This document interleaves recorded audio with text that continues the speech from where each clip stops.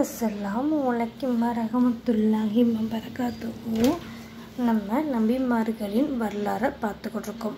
அந்த வரிசையில் நபி இப்ராஹிம் அலைஹிஸ்ஸலாம் அவர்களின் வரலாறை நம்ம பார்த்துக்கிட்டு இருக்கோம்.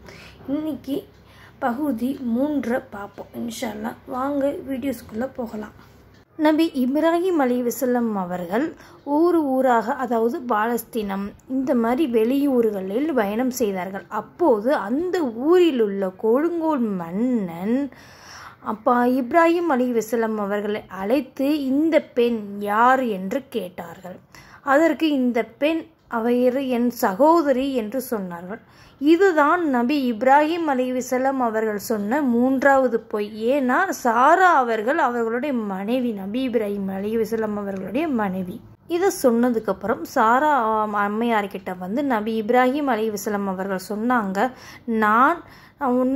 நான் என்னுடைய சகோதரி என்று கூறிவிட்டேன் அப்படின்னு சொல்ல.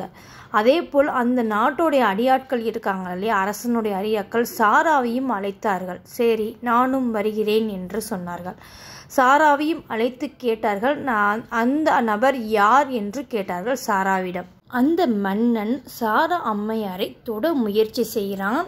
ஆனால் அந்த மன்னனுடைய கை தொட வரும்போது வலிப்பு வந்தது போல் அசையாமல் அப்படியே நின்றுவிட்டது. உடனே அந்த மன்னன் சாரா அம்மையாரிடம் என் கையை விடும்படி சாரா அம்மையாரிடம் கையை விடும்படி பிரார்த்தனை செய்து கேட்கிறான்.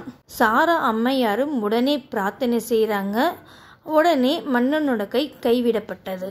பின்பு திரும்பவும் சாரா அம்மையாரை தொட முயற்சி செய்கிறான். ஆனால் மறுபடியும் அவனோட கை அசையாமல் நின்றுவிட்டது. மறுபடியும் பிரார்த்தனை செய்யும்படி சாரா அம்மையாரிடம் கேட்கிறான். அவங்களும் உடனே பிரார்த்தனை செய்கிறாங்க. உடனே மன்னனோட கை விடப்பட்டது.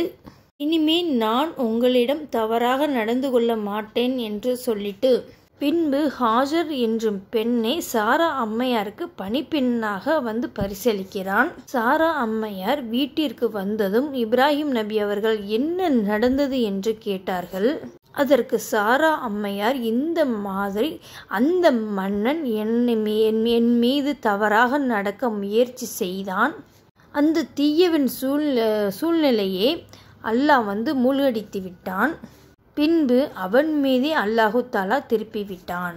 ஹாஜர் என்ற பெண்ணை பணிப்பெண்ணாக அனுப்பியது. இது எல்லாத்தையும் நபி இப்ராஹிம் அலைஹிஸ்ஸலாம் அவர்களிடம் சாரா அம்மையார் சொல்லிக்கிட்டு இருக்கிறாங்க. கொஞ்ச காலத்துக்கு அப்புறம் தன்னுடைய கணவர் நபி இப்ராஹிம் அலைஹிஸ்ஸலாம் அவர்கள் குழந்தைக்காக இயங்குகிறார் என்று சாரா அம்மையாருக்கு தெரிய வந்தது. நமக்கும் வயதாகிவிட்டது, நம்மனால குழந்தை பெற்றுக்க முடியாது அப்படின்னு சொல்லி ஹாஜர் என்ற பெண்ணை திருமணம் கொள்ளுமாறு ஹாஜர் என்ற பெண்ணிடம் கேட்கிறாங்க சாரா அம்மையார். ஹாஜர் என்ற பெண்ணிடம் பேசிவிட்டு நபி இப்ராஹிம் அலைஹிஸ்ஸலாம் அவர்களிடமும் சொல்கிறாங்க சாரா அம்மையார். உடனே நபி இப்ராஹிம் அலைஹிஸ்ஸலாம் அவர்கள் ஆலோசனை நடத்திவிட்டு ஹாஜர் என்ற பெண்ணை திருமணம் செய்து கொள்கிறார். இப்ராஹிம் அலைஹிஸ்ஸலாம் அவர்கள் மற்றும் அந்த ஹாஜர் அவங்களுக்கு ஒரு குழந்தை பிறந்தது. அந்த குழந்தைக்கு இஸ்மாயில் என்று பெயரிடப்பட்டுள்ளது. இப்ராஹிம் அலைஹிஸ்ஸலாம் அவர்கள் தன்னுடைய மகனின் பிறப்பில் பெரும் மகிழ்ச்சி அடைகிறாங்க. பின்பு இப்ராஹிம் நபி அவர்களுக்கு அல்லாஹு தாலா ஒரு கட்டளை இடுகிறான். தனது பிள்ளை மற்றும் ஹாஜர் அழைத்து கொண்டு பாலைவனத்திற்கு அங்கேயே விட்டு செல்லும்படி ஆணையிடுறாங்க அல்லாஹு தாலா சொன்னபடியே நபி இப்ராஹிம் அலைஹிஸ்ஸலாம் அவர்கள் ஹாஜர் அவர்களையும் இஸ்மாயில் அவர்களையும் அந்த ஒரு பாலைவனத்தில் விட்டு சென்று விட்டார்கள்.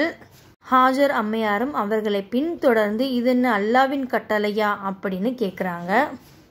ஆமாம் என்று கூறிவிட்டு நபி இப்ராஹிம் அலைஹிஸ்ஸலாம் அவர்கள் திரும்பி பார்க்காமல் சென்று விட்டார்கள். அவர்கள் இருவருக்கும் தண்ணீர், கொஞ்சம் உணவு இவற்றையெல்லாம் விட்டு சென்று விட்டார்கள். கொஞ்ச நேரத்திலேயே அவங்க கொடுத்த தண்ணீரும் உணர்வும் தீர்ந்து விட்டது. இஸ்மாயில் கொஞ்ச நேரத்திலே அழுக ஆரம்பிச்சிட்டாங்க. இதை பார்த்த ஹாஜர் அம்மையார் பாலைவனம் முழுவதும் தண்ணீர் இருக்குமா அப்படின்னு தேடிக்கிட்டு இருக்கிறாங்க. ஆனால் கிடைக்கவில்லை. கடைசியில் அவர்களுக்கு மருவா என்ற மலையில் தண்ணீர் கிடைத்தது. அந்த தண்ணீர் எப்படி கிடைத்தது என்றால் அல்லாஹு தாலா வானிலிருந்து ஒரு வானவரை அனுப்பி நீர் ஊற்றை ஏற்படுத்தும்படி அந்த வானவருக்கு அல்லாஹு தாலா கட்டளையிடுகிறான்.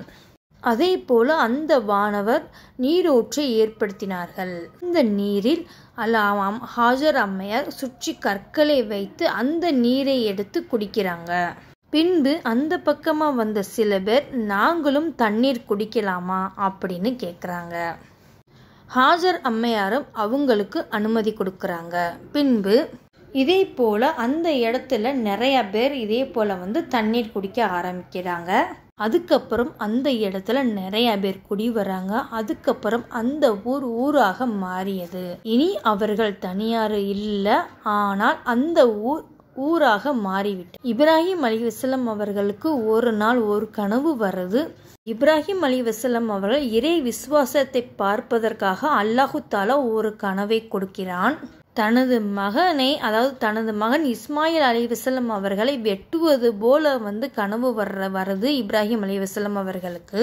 கனவுல எழுந்து இப்ராஹிம் அலைஹிஸ்ஸலாம் அவர்கள் நடுங்கி போயிட்டாங்க. சரி, இதுதான் அல்லாஹ்வின் தாலா கட்டளை போல அப்படின்னு நினைத்து இது கனவு தானே அப்படின்னு நினைச்சு விட்டுட்டாங்க.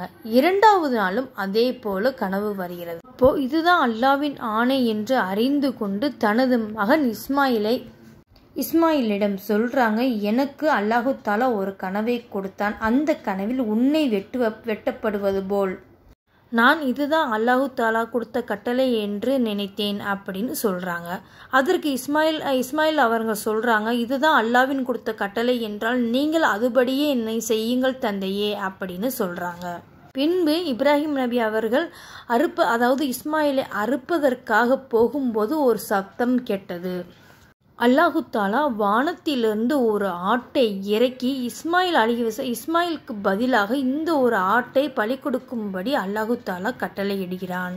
அதே போல அந்த ஆட்டை அவர்கள் பலி கொடுத்தார்கள். இஸ்மாயில் அவர்களும் சந்தோஷப்பட்டார்கள். அல்லாஹ்வை வணங்கும்படி பின்பு எல்லாவற்றிடம் கூறுறாங்க. ஆனால் அங்கு இறைவனை வணங்குவதற்கு ஒரு பள்ளி கூட இல்லை. எனவே ஒரு பள்ளியை கட்டும்படி இப்ராஹிம் நபி அவர்களுக்கு அல்லாஹு தாலா ஒரு கட்டளையிடுகிறான். அவங்களும் தன் மகனிடம் போய் சொல்றாங்க. பின்பு இருவருமே சேர்ந்து ஒரு பள்ளியை கட்டி முடிக்கிறாங்க. அந்த பள்ளி தான் காபத்துல்லா. இறைவா, நாங்கள் இருவரும் செய்த இந்த பள்ளி கட்டினதை நீங்கள் ஏற்றுக்கொள்வாயாக அப்படின்னு இருவருமே துவா செய்கிறாங்க. மக்கள் எல்லாரும் காபத்துல்லாவை வணங்குவதற்கு வலம் வர்றதற்கு ஆரம்பிக்கிறாங்க. கொஞ்ச நாளுக்கு அப்புறம் இப்ராஹிம் நபி அவர்களுக்கு வயதாகிவிட்டது. ஆனால் இப்ராஹிம் நபி அவர்கள் சாராவுடன் தான் வாழ்ந்துக்கிட்டு இருக்கிறாங்க. ஒரு நாள் இப்ராஹிம் நபி அவர்கள் வீட்டுக்கு 3 பேர் வர்றாங்க. அந்த 3 பேரையும் அழைத்து இப்ராஹிம் நபி அவர்களுக்கு சாப்பாடு கொடுக்குறாங்க. ஆனால் அந்த 3 பேருமே சாப்பாடு கொடுத்த உடனே சாப்பிடாம அமைதியாக உட்கார்ந்துருக்காங்க. அதுக்கப்புறம் இப்ராஹிம் நபி அவங்க யோசிக்கிறாங்க, ஏன் இவங்க சாப்பிடாம உட்கார்ந்துருக்காங்க அப்படின்னு.